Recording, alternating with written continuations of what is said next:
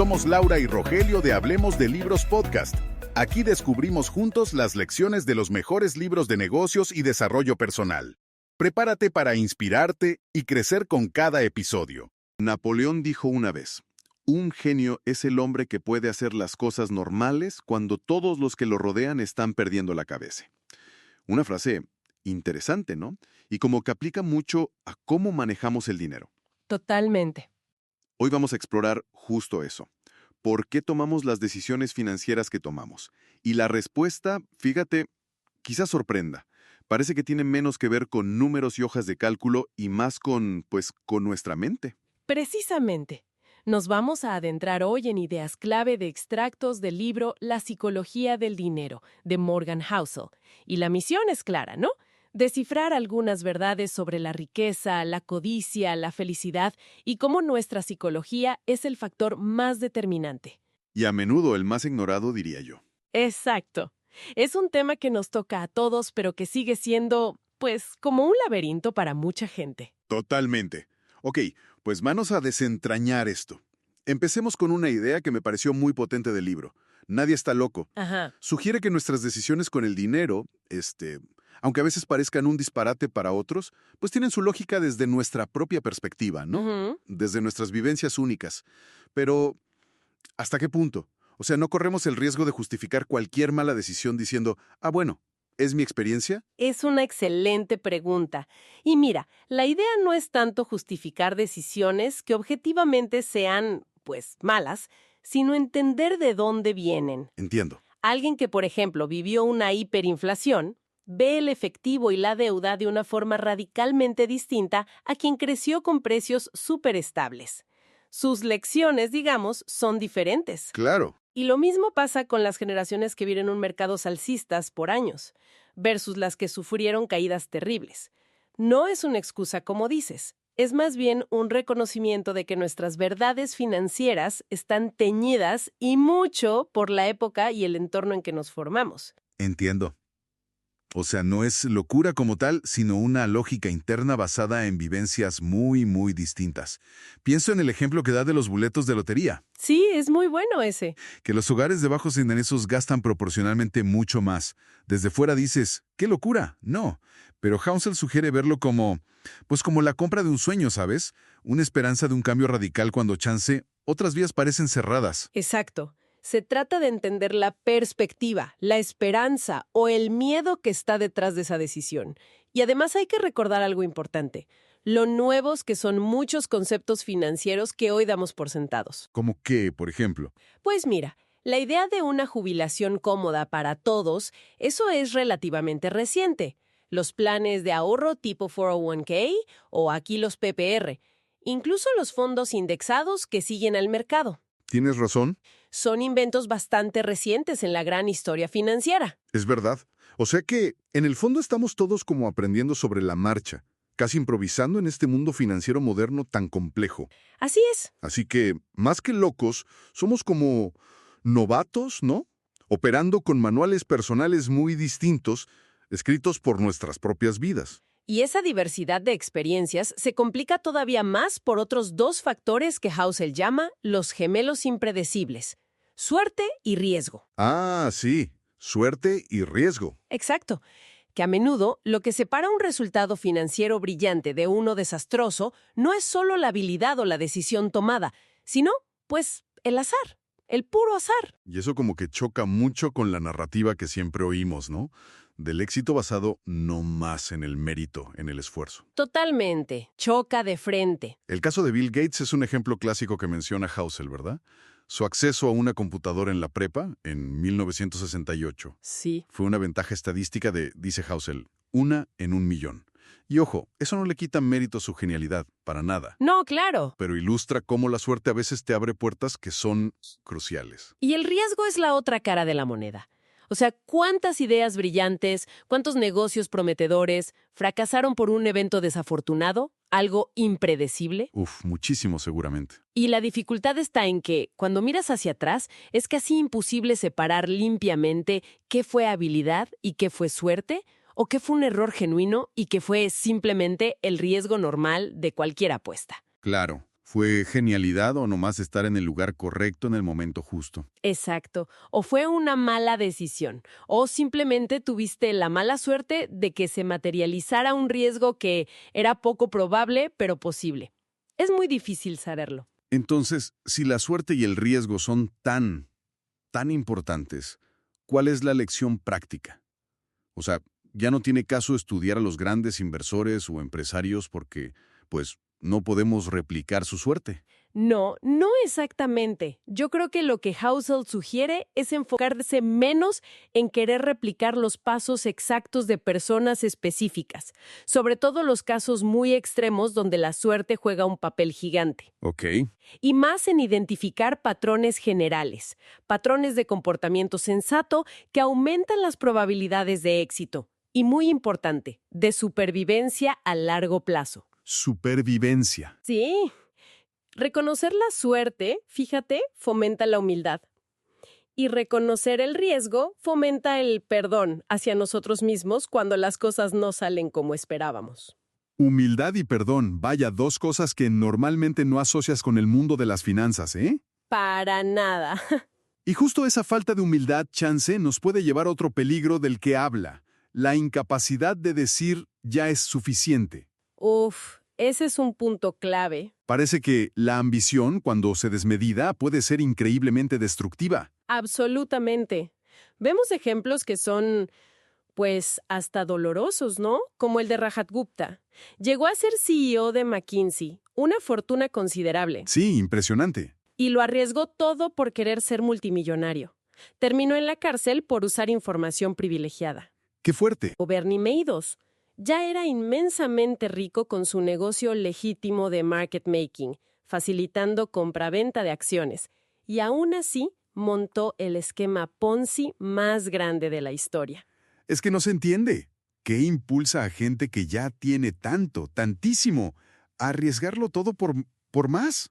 Pues Housel apunta directamente a algo que es como un veneno, la comparación social. Ah, claro. El querer tener lo que tiene el de al lado. Exacto. Siempre va a haber alguien con más. Entonces, intentar ganar esa carrera es agotador y, como vemos, muy peligroso. La única forma de ganar ese juego, dice Housel, es definir tu propio suficiente. ¿Y salirse de esa comparación? Y salirte de esa comparación constante. Darte cuenta de que perseguir más, sin límite, casi siempre termina en arrepentimiento. Porque hay cosas, tu reputación, tu libertad, tu familia, tus amigos, que simplemente no tienen precio. Y nunca vale la pena arriesgarlas por unas ganancias extra. Definir tu propio suficiente. Suena tan simple, pero debe ser dificilísimo en la práctica. Lo es. Y esto conecta con otra idea que me pareció súper interesante. La diferencia entre hacerse rico y mantenerse rico. Sí, Que no es lo mismo, dice. Son habilidades distintas. muy distintas, totalmente. Hacerse rico a menudo implica tomar riesgos, ser optimista, quizás hasta un poco audaz, ¿no? Piensa en Jesse Livermore, que hizo una fortuna apostando contra el mercado en el crash de 1929. Un genio para ese momento. Pero mantenerse rico requiere casi lo opuesto. Requiere humildad, frugalidad y una dosis saludable de paranoia. Miedo a perder lo que ya tienes. Livermore, yendo de confianza, siguió apostando fuerte. ¿Y qué pasó? Lo perdió todo. ¡Wow! Y en contraste está el ejemplo de Warren Buffett, ¿no? Ajá. Su habilidad para invertir es innegable, claro, pero Housel argumenta que su verdadero secreto, su superpoder, es el tiempo. El tiempo, exacto. Ha estado invirtiendo exitosamente por décadas y décadas. ¿Y cómo lo ha logrado? Pues sobreviviendo. ¿Sobreviviendo? Sí, evitó endeudarse excesivamente, no entró en pánico en las crisis, cuidó su reputación como oro. Esa supervivencia es lo que le permitió que el interés compuesto hiciera su magia durante un periodo excepcionalmente largo. O sea que la supervivencia es la clave para mantenerse rico. Yo creo que sí. Mantenerse rico es un maratón, no un sprint, y requiere eso que Housel llama un margen de error, o sea, planificar asumiendo que las cosas no van a salir exactamente como esperas. Como tener un colchoncito. Exacto. Es ser optimista sobre el futuro a largo plazo, pero al mismo tiempo ser paranoico sobre los obstáculos que podrían impedirte llegar a ese futuro. Esa dualidad de optimismo y paranoia es muy interesante.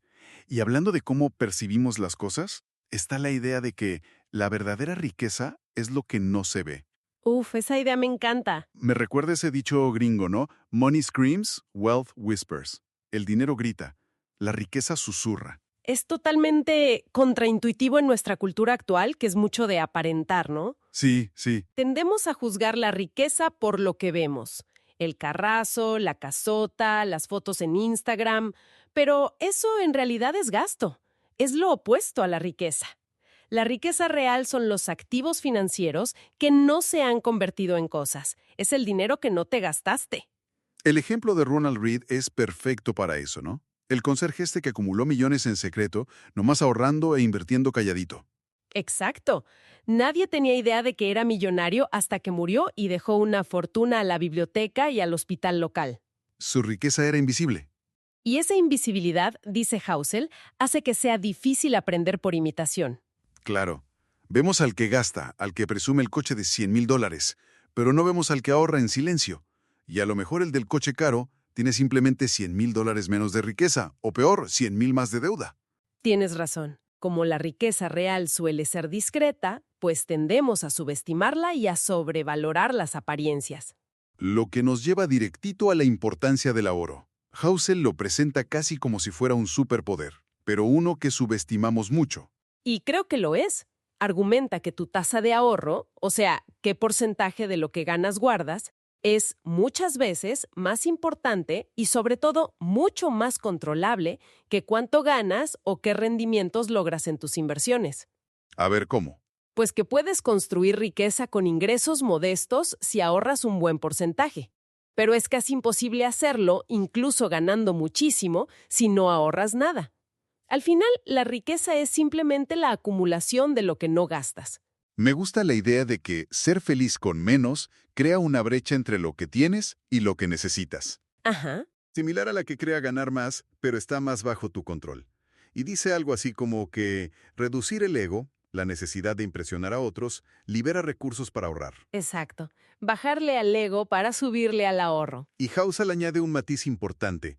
No necesitas tener una razón súper específica para ahorrar cada peso. ¿Ah, no? Siempre nos dicen, ahorra para el retiro, para el enganche, para... Sí, y eso está bien.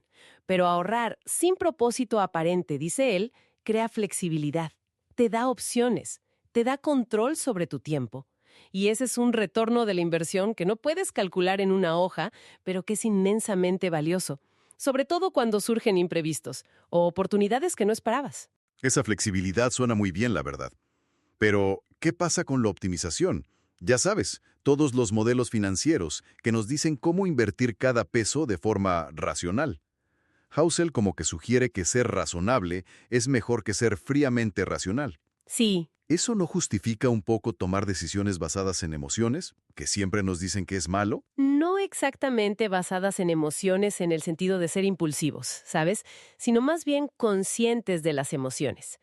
La cosa es que no somos hojas de cálculo, no somos robots. Definitivamente no. Entonces una estrategia que en papel sea la óptima, pero que tú no puedas mantener psicológicamente a largo plazo, cuando vengan las caídas del mercado, por ejemplo, pues esa estrategia no sirve de nada. Claro, si la vas a abandonar a la primera de cambios. Exacto. Housel cuenta que Harry Markowitz, que ganó el Nobel de Economía por la teoría moderna de carteras, admitió que él mismo usaba una mezcla súper simple. 50% acciones, 50% bonos. No su propio modelo matemático súper complejo. ¿Y por qué? Porque le ayudaba a minimizar el arrepentimiento futuro y, sobre todo, a dormir tranquilo. Eso es ser razonable, no necesariamente racional en el sentido estricto. Entiendo. O sea, se trata de encontrar una estrategia que funcione para ti, como ser humano completo, con tus miedos, tus esperanzas, no solo para un modelo matemático, una estrategia que puedas mantener a pesar de las turbulencias. Precisamente. Incluso dice que amar tus inversiones, aunque no sean perfectas según los libros, puede ser razonable, si eso te ayuda a no venderlas en pánico y a mantenerlas a largo plazo. La clave es la sostenibilidad de tu comportamiento como inversor. Sostenibilidad del comportamiento. Me gusta eso. Y esa necesidad de sostenibilidad se vuelve todavía más crucial cuando consideramos cómo lidiamos con las sorpresas y los límites de la historia. Ah, la historia financiera, que a menudo la usamos para intentar predecir el futuro, ¿no?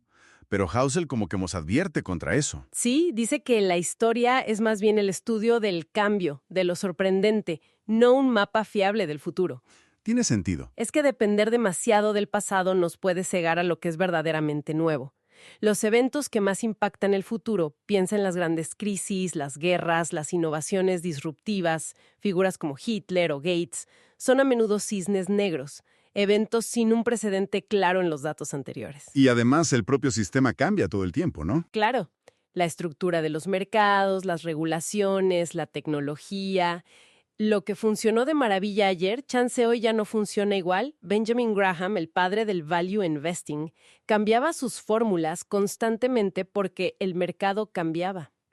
Entonces, como dice Kahneman, la lección correcta de las sorpresas del pasado no es que ahora ya sabemos todos los riesgos posibles, No. sino que el mundo es por naturaleza sorprendente.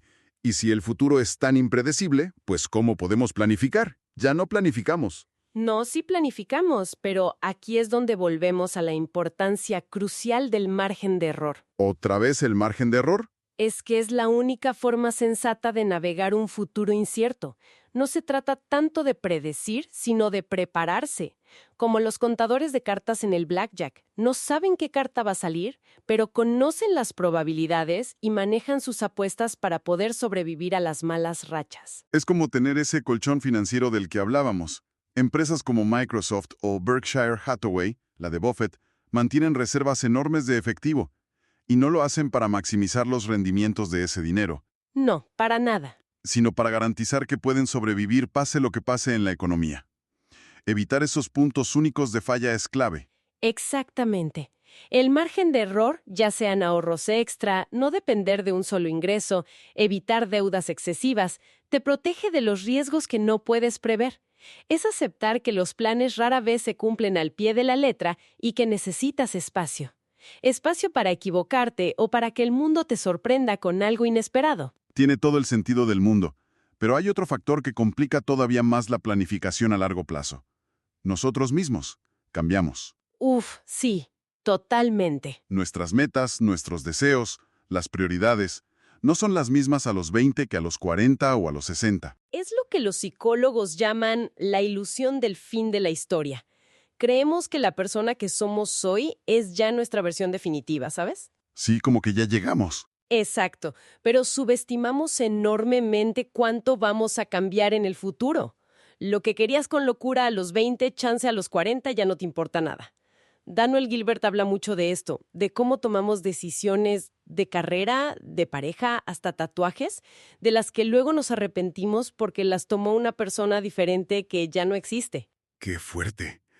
¿Y cómo lidiamos con eso en nuestras finanzas? ¿Hacemos planes súper flexibles o qué? Pues Housel sugiere algo interesante, evitar los extremos. ¿Extremos de qué tipo? Ni planes de vida o financieros que sean excesivamente restrictivos, como obligarte a vivir con muy poco, ni tampoco ponerte objetivos súper extravagantes que requieran un esfuerzo brutal y que te encadenen a un solo camino por décadas. Ok, buscar un punto medio. Sí, la moderación, porque fomenta la resiliencia, la capacidad de adaptarte y minimiza los posibles arrepentimientos futuros. Y algo crucial, estar dispuesto a abandonar los costos hundidos. Los costos hundidos. ¿Qué es eso? Son las decisiones o inversiones que hiciste en el pasado, el tiempo y dinero que ya invertiste. A veces nos aferramos a ellas solo porque ya invertimos mucho, aunque ya no nos sirvan. Ah, claro. Como seguir con una carrera que odias solo porque ya estudiaste muchos años. Exacto. Hay que estar dispuesto a cortar esas pérdidas, a abandonar esas decisiones sin piedad si ya no le sirven a tu yo actual. Soltar es difícil. Y hablando de costos, está la idea de que nada es gratis en esta vida, ¿verdad? Y menos el éxito en la inversión. Cierto, muy cierto.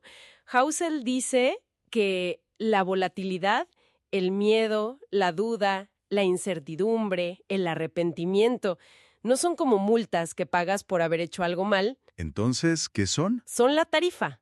La tarifa que tienes que pagar por la posibilidad de obtener rendimientos superiores a los de dejar tu dinero bajo el colchón a largo plazo. Me gusta esa analogía, la tarifa.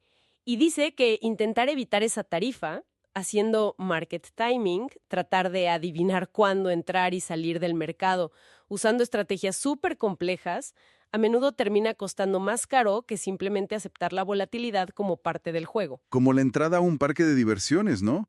Pagas sabiendo que chance te toca hacer fila o que puede llover, pero esperas que la experiencia al final valga la pena. Exactamente esa es la idea. Y a veces en ese parque vemos a gente que parece estar jugando a otra cosa, lo que Housel relaciona con la idea de que hay gente jugando juegos diferentes en el mismo mercado. Exacto. Ese es otro punto clave. Dice que las burbujas financieras a menudo se inflan porque hay inversores con objetivos y horizontes de tiempo muy distintos, o sea, que están jugando juegos diferentes, pero que empiezan a seguir las señales de los otros sin entender bien por qué lo hacen. Como en laburbuja.com, por ejemplo. Justo, tenías a los day traders jugando a ganar dinero en minutos o días, inflando precios que no tenían ningún sentido para los inversores a largo plazo, que juegan a décadas. Pero estos últimos, por miedo a quedarse fuera, el famoso FOMO, se vieron arrastrados por la manía de los que jugaban a corto plazo. Claro. Y luego vino el trancazo. Exacto.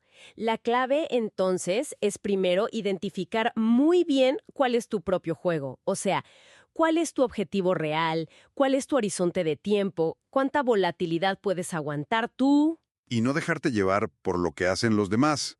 Y no dejarte influenciar por las acciones de quienes están jugando un juego totalmente diferente al tuyo, aunque estén usando las mismas fichas, acciones, bonos, en el mismo tablero, el mercado. Súper importante eso. Y ya para ir cerrando el círculo, para poder navegar todo esto, Housel dice que debemos ser muy conscientes de dos fuerzas psicológicas finales que son muy, muy potentes: la seducción del pesimismo y el poder de las narrativas. El pesimismo siempre suena como más inteligente, ¿no? Las predicciones de catástrofes como que captan más nuestra atención que las visiones optimistas. Explica por qué. Las pérdidas duelen más y son más inmediatas. Una caída fuerte del mercado te pega enseguida. En cambio, las ganancias, el progreso, suelen ser lentos, graduales, casi aburridos. Cierto.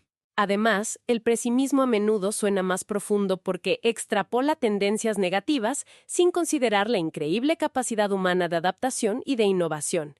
Históricamente, a pesar de los baches, el progreso es la norma. Pero los reveses, los problemas, son más ruidosos, captan más titulares. Entonces la idea es ser ciegamente optimistas y ya. No, no necesariamente ciegamente. Quizás la postura más útil es ser optimista sobre el progreso a largo plazo, porque la historia lo respalda, pero ser pesimista o, digamos, paranoico sobre los obstáculos y problemas a corto plazo. Volvemos a esa idea de Buffett o de Moritz en Sequoia. Optimismo a largo plazo, paranoia a corto plazo. Interesante. Y junto al pesimismo están las narrativas. Las historias que nos contamos a nosotros mismos para darle sentido a un mundo que es súper complejo e incierto. Y esas historias son increíblemente poderosas, ¿no? Sobre todo cuando hay miedo o cuando hay mucho en juego. Como que llenamos los huecos de lo que no sabemos con historias que nos parecen atractivas, aunque no sean del todo ciertas. Exacto. Piensa en la fe ciega que a veces ponemos en ciertos gurús financieros, o en las explicaciones súper simplistas que damos a las crisis económicas. O el caso extremo de Madoff, ¿no? Que construyó una narrativa súper convincente que ocultaba un fraude gigantesco por años. Ese es un ejemplo perfecto. ¿Y la protección contra ser seducidos por esas narrativas peligrosas? ¿Cuál crees que es? Déjame adivinar. El margen de error. ¡Bingo! Otra vez el margen de error. Porque te da el lujo, la tranquilidad, de no necesitar creer desesperadamente en una historia que suena demasiado buena para ser verdad. Te permite aceptar cuánto no sabes y cuánto está simplemente fuera de tu control. Uf, qué recorrido hemos hecho. Desde entender que nadie está loco, hasta reconocer el poder de las narrativas que nos contamos, pasando por la suerte, el riesgo, la importancia del ahorro, la diferencia entre ser racional y razonable, el margen de error. Son un montón de piezas. Y la conclusión de Housel, fíjate, es muy personal. Sí, recapitula todas estas lecciones importantes: la humildad, la frugalidad, la paciencia, el margen de error, definir bien tu juego. Pero subraya que al final del día, no hay una única respuesta correcta para todos. Claro, las finanzas personales son personales, exactamente. Se trata de encontrar lo que funciona para ti, lo que te permite dormir tranquilo por las noches y usar el dinero como lo que es, una herramienta para vivir una vida mejor, una vida más plena, definida en tus propios términos. Él mismo comparte su enfoque personal. ¿Cuál es? Dice que prioriza la independencia por encima de todo. Por eso ahorra muchísimo, mantiene un buen porcentaje en efectivo, aunque no necesariamente lo recomienda a otros, e invierte de forma pasiva en fondos indexados de bajo costo. Es simple, y funciona para él y su familia. Nadie está loco. Quizás la clave es justo esa: aplicar todas estas ideas para construir un enfoque que sea cuerdo, pero cuerdo para nosotros. Exacto. Entender nuestra propia psicología es entonces tal vez la habilidad financiera más valiosa que podemos desarrollar. No podría estar más de acuerdo. Es fundamental. Y bueno, para dejar a nuestra audiencia con algo en qué pensar. Hemos explorado bastante cómo nuestras experiencias pasadas, nuestras emociones, las historias que nos contamos, pues moldean profundamente nuestras decisiones con el dinero. Ahora, vivimos en una era donde la inteligencia artificial, los algoritmos, toman cada vez más decisiones financieras, ¿no? Desde si te aprueban un crédito hasta cómo se gestionan carteras de inversión millonarias. Sí, es una tendencia clarísima. Entonces, la pregunta es: ¿cómo creen que esta creciente influencia de la IA va a afectar nuestra psicología del dinero? ¿Nos ayudará a superar nuestros sesgos, nuestros errores humanos? ¿O, por el contrario, creará nuevos desafíos emocionales, nuevas narrativas quizás, que ni siquiera podemos imaginar todavía? Es una pregunta fundamental, para el futuro de nuestras finanzas y de nuestra relación con ellas. Da para otro programa entero. Definitivamente. Pues muchísimas gracias por acompañarnos en este análisis a fondo. Estuvo buenísimo. Gracias a ti, un placer como siempre. Hasta la próxima. Esto fue Hablemos de Libros Podcast. Te invitamos a que te suscribas y por favor compartas este episodio. Recuerda, un libro puede cambiar tu forma de pensar y un pensamiento puede transformar tu vida. Nos escuchamos la próxima semana.